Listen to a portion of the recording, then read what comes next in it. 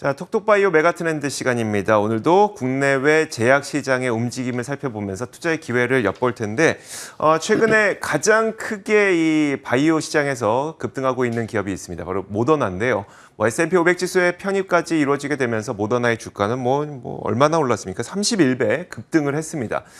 백신의 어떤 기대감으로 올랐던 것은 백신의 접종이 거의 끝날 무렵이 되면은 가라앉지 않을까 이런 우려감을 갖고 있었겠지만 그게 아니라 거의 계속 올라가고 있어서 자, 모더나에 대해서 분석을 해보면서 그럼 제2의 모더나는 누가 될 것이냐 이 부분을 한번 살펴보도록 하겠습니다.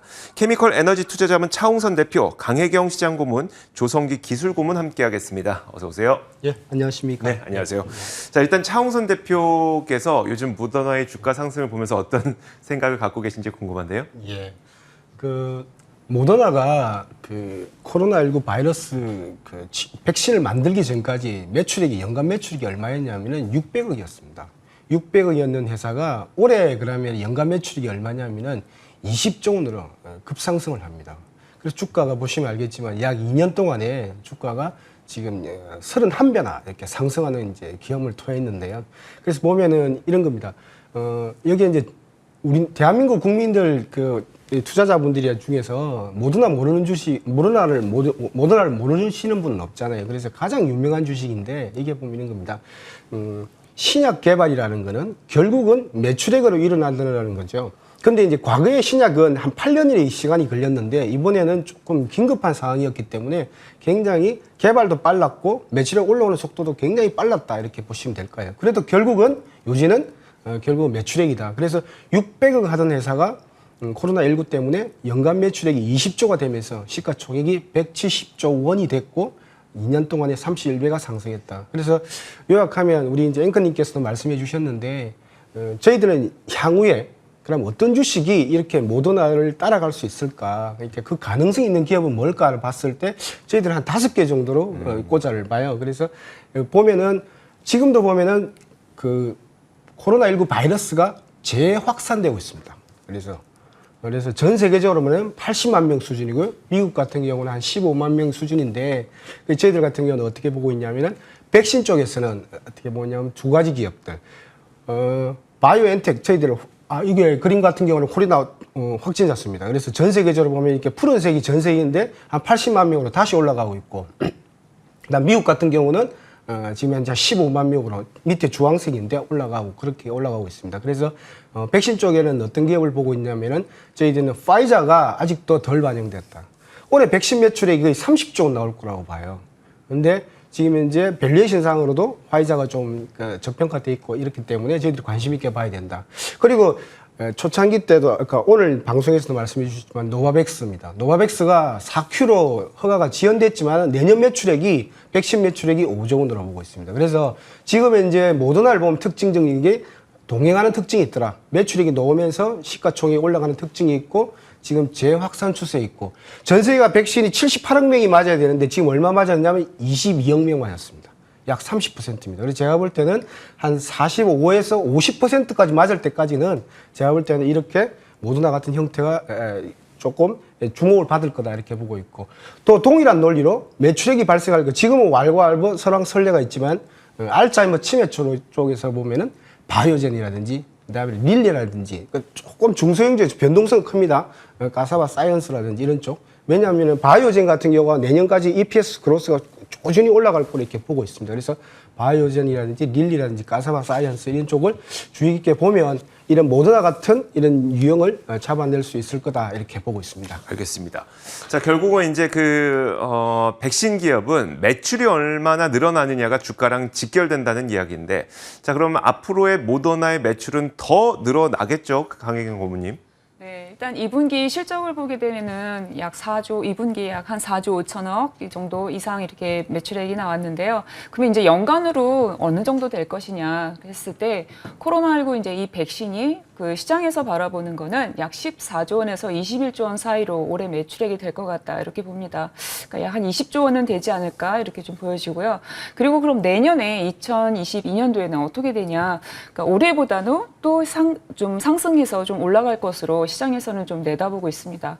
그럼 우리가 또 그 이후는 어떻게 될까? 그럼 코로나19 같은 경우는 뭐 파이저도 그렇고 지금 모더나도 그렇고 2023년도부터는 백신 매출액은 많이 좀 감소할 거다 이렇게 시장에서 내다보고 있습니다.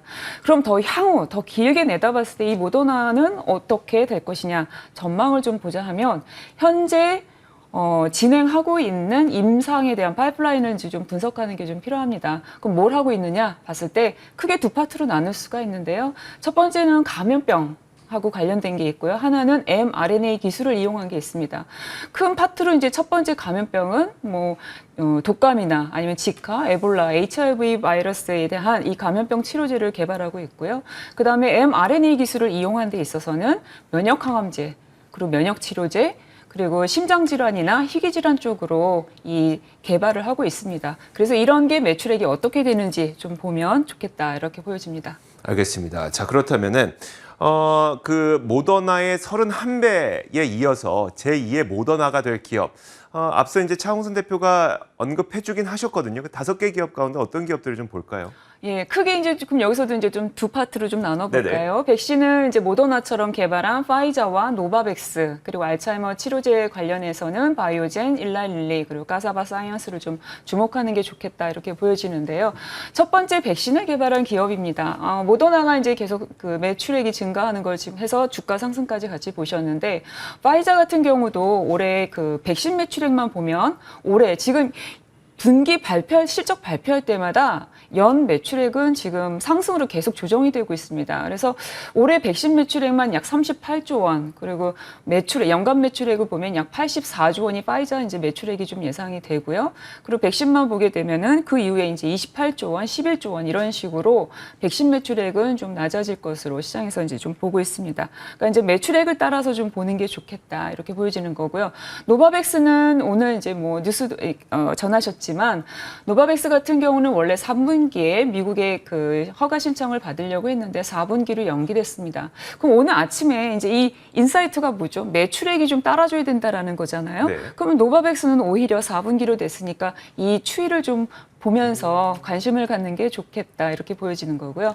그러면 이제 두 번째 알츠하이머 치매 치료제 관련해서 이제 기업을 보면은 3개 기업 좀 말씀을 드렸는데 바이오젠은 이미 이제 미국 FDA 허가를 받았죠. 그다음에 일라릴리는 올해 그 미국 FDA의 그 승인을 접수를 하려고 하는 계획을 갖고 있습니다.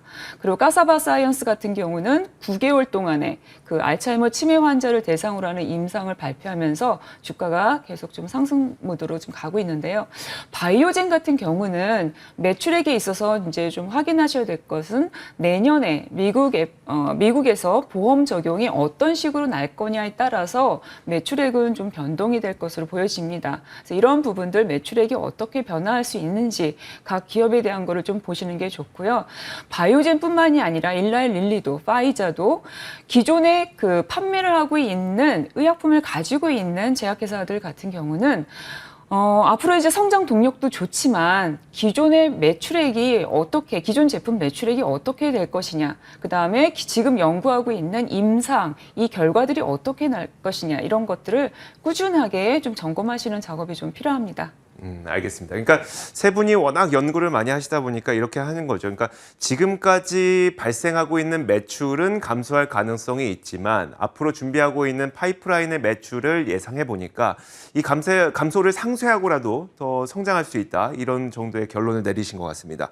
자, 그렇다면 이제 첫 번째 파트는 저희가 백신이었었고요. 두 번째 파트가 바로 알츠하이머 치매 치료제로 뭐 화이자, 노바백스, 그다음에 이어서 바이오젠, 일라이릴리, 카사바 사이언스 이 세 가지까지 짚어주신 건데, 조성기 기술권님, 그럼 최근에 이제 관심을 좀 많이 받고 있는 알츠하이머 치매 치료제 기술은 어떤 것들이 있을까요? 예, 앞에서 언급된 그 아두카누맙이나 도나네맙은 결국은 항체의약품이죠. 네. 베타 아밀로이드를 제거하기 위한 항체의약품이고요.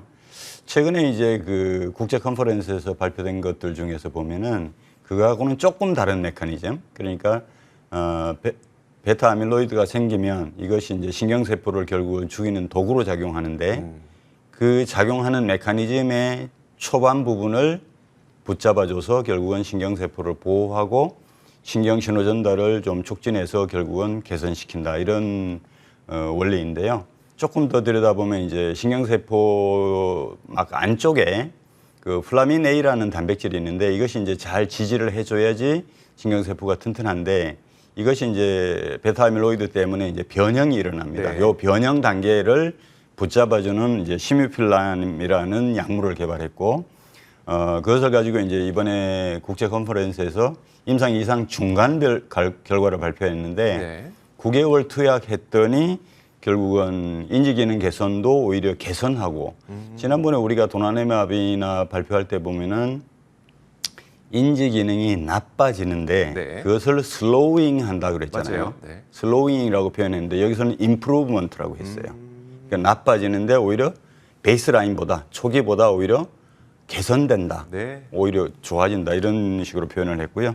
그 외에도 이제 행동 지표라든지 바이오마커에서 보면 타우를 38% 감소시킨다. 뭐 이런 데이터를 발표했고요. 이런 발표를 한 게 까사바 사이언스가 발표를 했다는 거죠. 그렇죠. 카사바 사이언스가 발표를 했는데 제가 볼 때는 결국 이제 임상 이상 중간 발표니까 정리를 해보자면 임상 최종 이상의 최종 결과, 그다음에 3상의 진행 정도 이런 것들을 잘 분석해 보면서 해보는 것이 필요하다 이렇게 보입니다. 알겠습니다. 우리에게는 익숙하지 않을지라도 이 카사바 사이언스도 1년 동안 거의 30배 넘게 오른 또 주식이기도 합니다. 관심 가져보시면 좋을 것 같습니다. 지금까지 케미컬 에너지 투자자문 차홍선 대표, 강혜경 시장 고문, 조성기 기술 고문과 함께 이야기 나눠봤습니다. 고맙습니다. 감사합니다.